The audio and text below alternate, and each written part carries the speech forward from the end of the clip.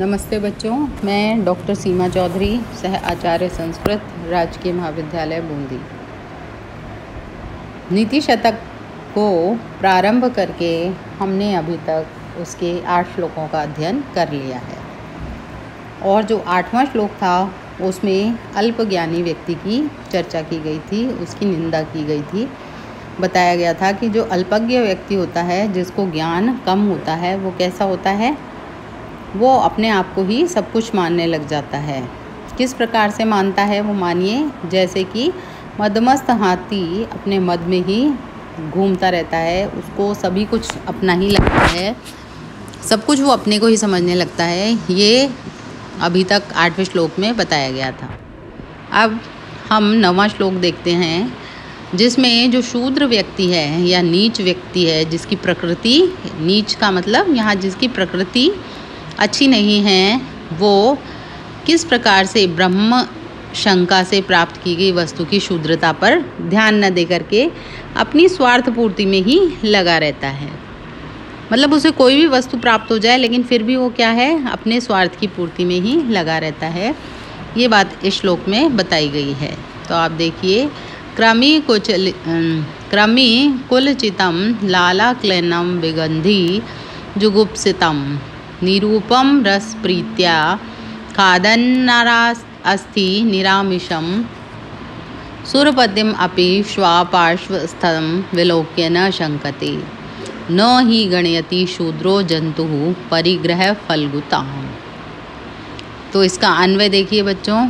श्वा क्रमिकुलचितं लालाक्लेन्नं विगंधिः जुगुप्सितं निरामिषं निरूपम रसम नरास्ति प्रीत्या खादन पार्श्वस्थं सुरपतिम अपि विलोक्य न शंकते ही शूद्रः जंतु परिग्रह फलगुतां न गणयति।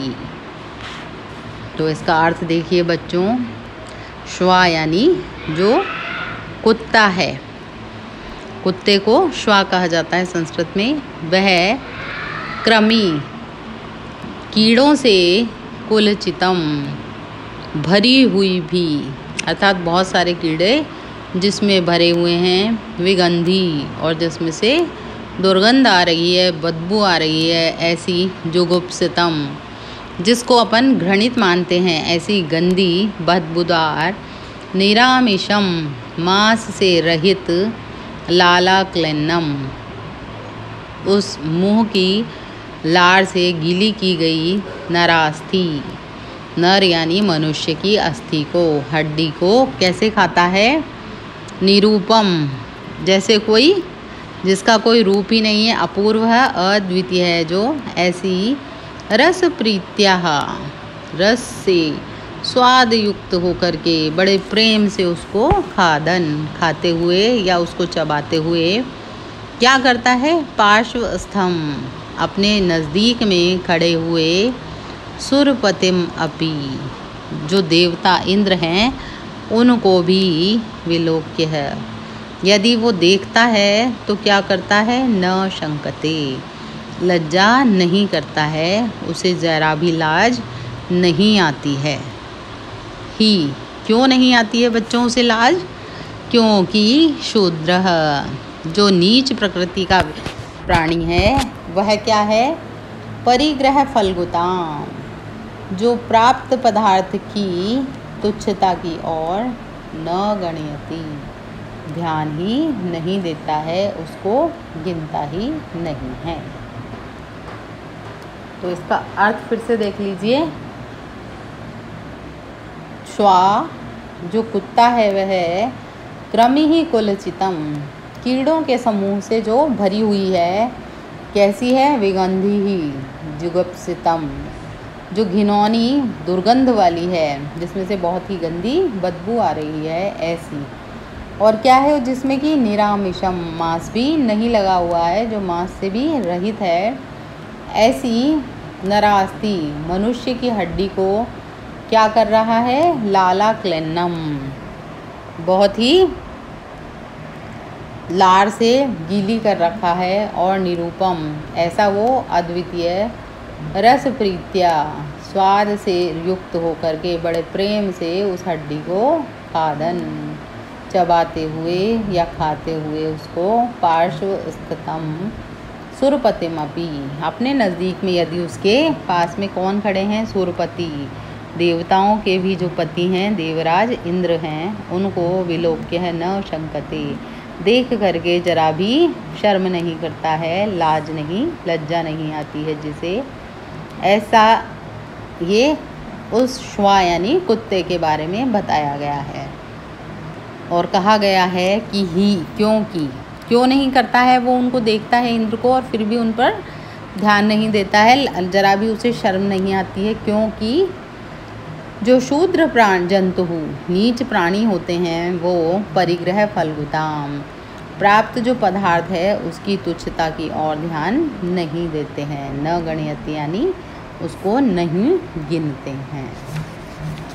तो बच्चों यहाँ जो है छंद इस श्लोक में हरिणी है, जिसका लक्षण है न सम रस लाग, षड वैदेहर्ये हरिणी मता।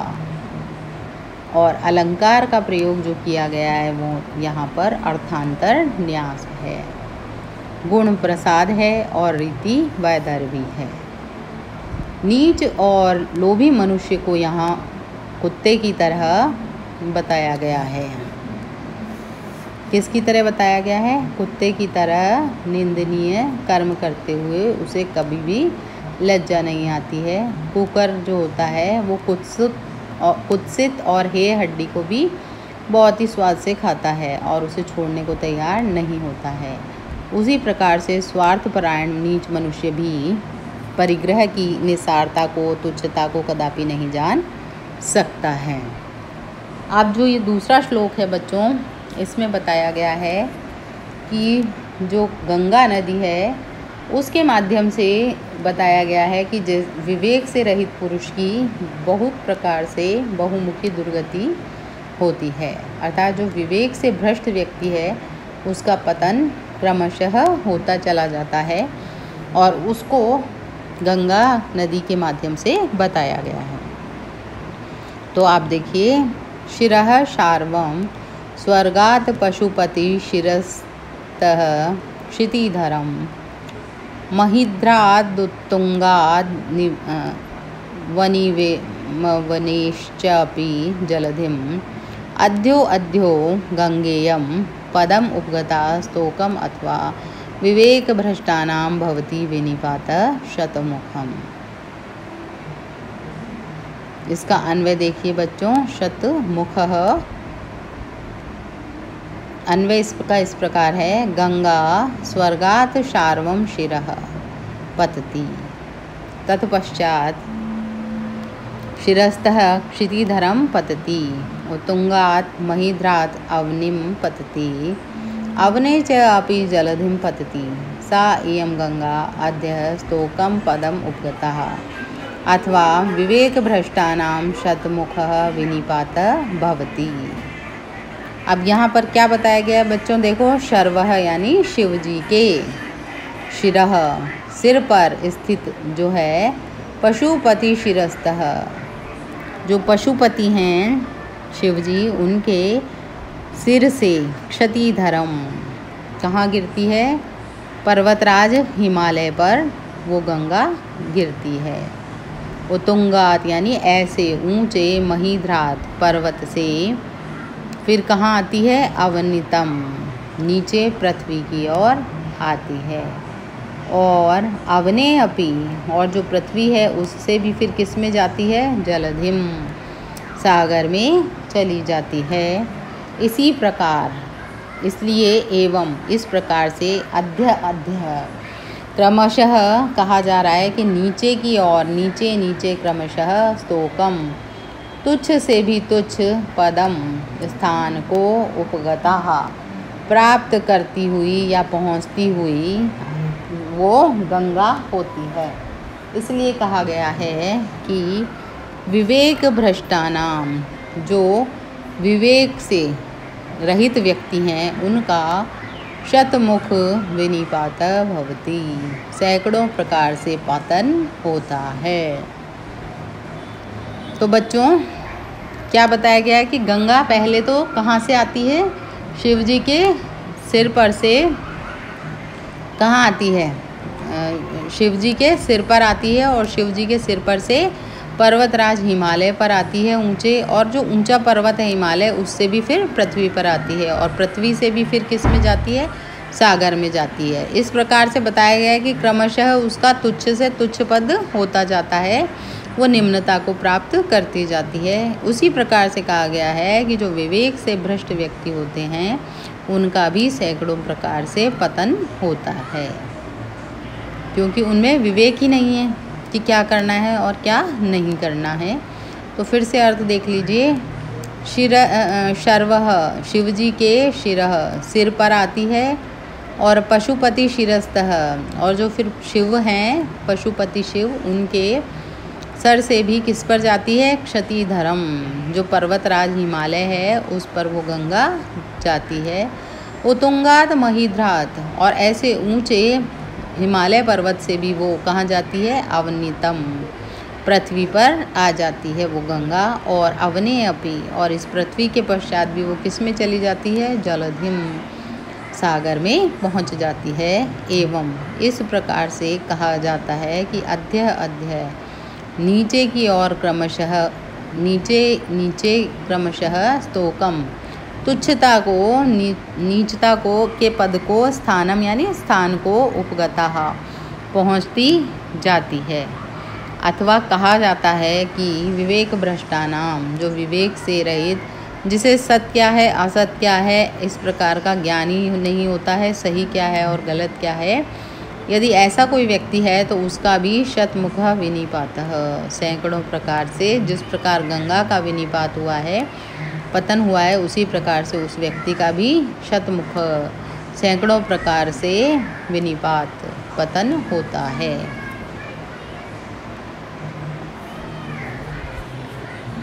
तो बच्चों यहाँ पर छंद तो शिखरणी है, जिसका लक्षण आप सभी जानते हैं, रसे रुद्रेश चिन्ना यमन सबला ग शिखरणी, और अलंकार अर्थांतर न्यास है। इससे पूर्व के श्लोक में भी, 9वें श्लोक में भी अर्थांतर न्यास अलंकार ही था। अब यहाँ पर बच्चों क्या कहा है कि विवेक से हीन व्यक्ति है उसका पतन तो ज़रूर होता है, क्योंकि उसे अच्छे बुरे की पहचान ही नहीं होती है। भूल पर भूल करते रहने से ज्ञान मार्ग से भ्रष्ट हुए मनुष्य सदा विपत्ति को झेलते रहते हैं।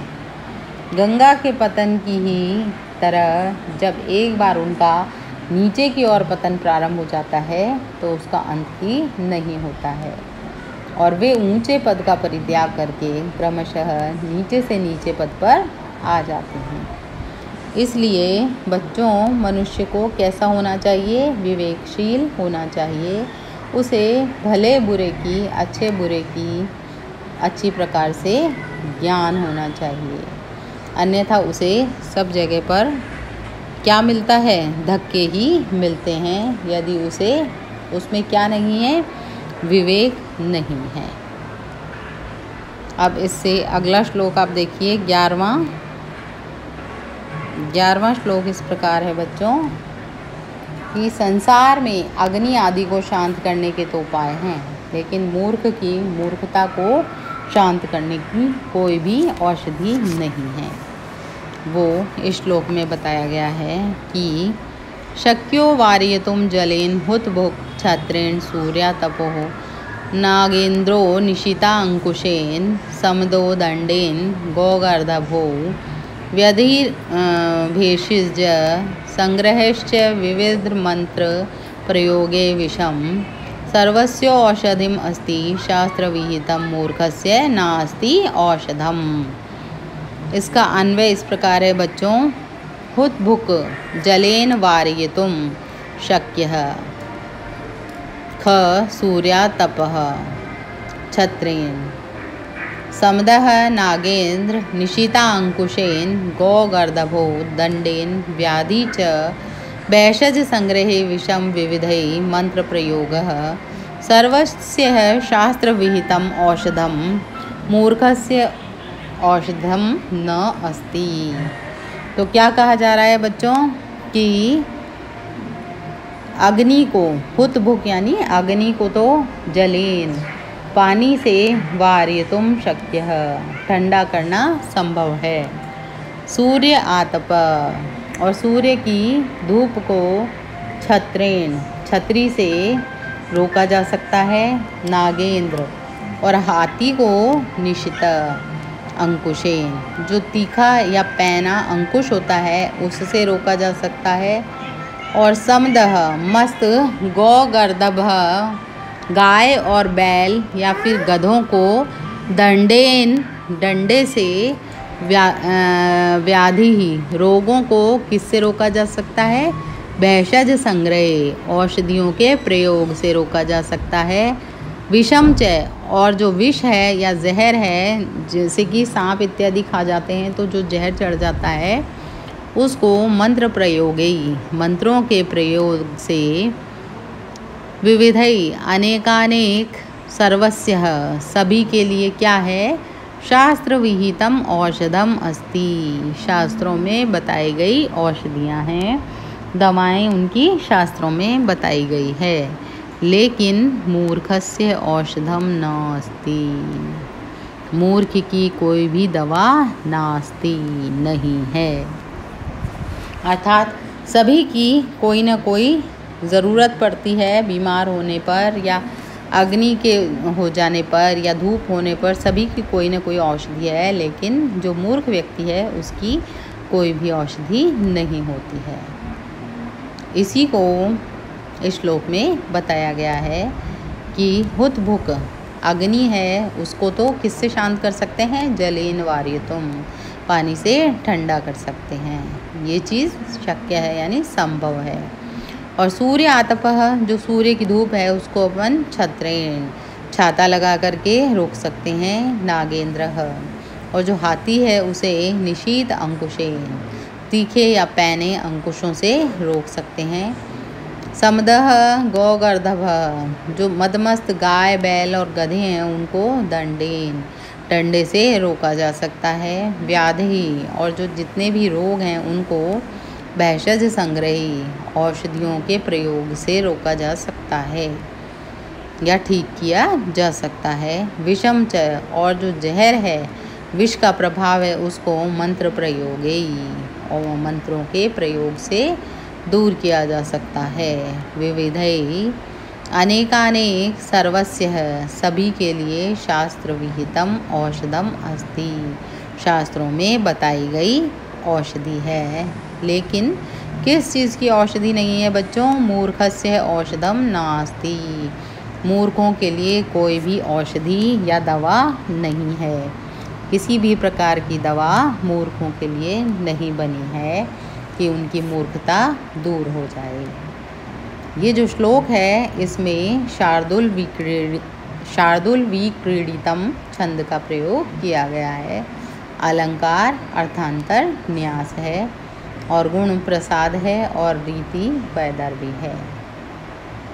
तो बच्चों ये जो मूर्ख की मूर्खता है उनका कोई भी प्रतिकार नहीं है, अर्थात उनका कोई भी इलाज नहीं है उसका, क्योंकि उनके मूर्खत्व नष्ट करने के निमित्त कहीं पर भी कोई औषधि दिखाई हमें नहीं देती है। आग धूप विष आदि का प्रतिकार किया जा सकता है। उन्मत्त हाथी बैल तथा गधे को भी वश में किया जा सकता है, पर मूर्ख को वश में करना बहुत ही कठिन काम है। उस पर किए गए सब उपाय बेकार ही हो जाते हैं, व्यर्थ हो जाते हैं। बड़े खेद का विषय है कि विधाता ने सब प्रकार से उपद्रवों की यथोचित औषधियाँ शास्त्र में लिखी हैं, लेकिन मूर्ख के लिए किसी भी दवा का विधान नहीं किया है। तो ये 3 श्लोक आज बच्चों हमने पढ़े हैं 9, 10 और 11 नंबर के। तो नीति शतक के हमने आज इन 3 श्लोकों का अध्ययन किया है और आशा करती हूँ कि आप सभी को इनका अर्थ समझ में आ गया होगा। प्रथम जो श्लोक है उसमें तो यही बताया गया है कि जो नीच व्यक्ति होता है वो उस वस्तु की जो प्राप्त होती है उसकी शूद्रता को नहीं गिनता है। दूसरा जो श्लोक है 10वें नंबर का, उसमें ये बताया गया है कि जो विवेक से हीन व्यक्ति होते हैं उनका पतन किस प्रकार से होता है, और उसे बताने के लिए गंगा नदी का उदाहरण भी दिया गया है कि जिस प्रकार से गंगा ऊपर से नीचे की ओर नीचे आती जाती है, उसी प्रकार से जो विवेक से हीन व्यक्ति हैं वो निम्न गति को प्राप्त होते जाते हैं। और जो अंतिम श्लोक है 11वां, उसमें ये बताया गया है कि सभी चीज़ों की तो औषधियाँ हैं, लेकिन मूर्ख व्यक्ति की कोई भी औषधि नहीं है। इसलिए उस मूर्ख व्यक्ति के लिए आज तक कोई भी औषधि नहीं बनी है, जबकि सभी चीज़ों के लिए कोई ना कोई औषधि है। तो आशा करती हूँ बच्चों आपको ये श्लोक और इनके अर्थ अच्छी प्रकार से समझ में आ गए होंगे। अब इसके बाद हम अगली कक्षा में आपसे मिलेंगे।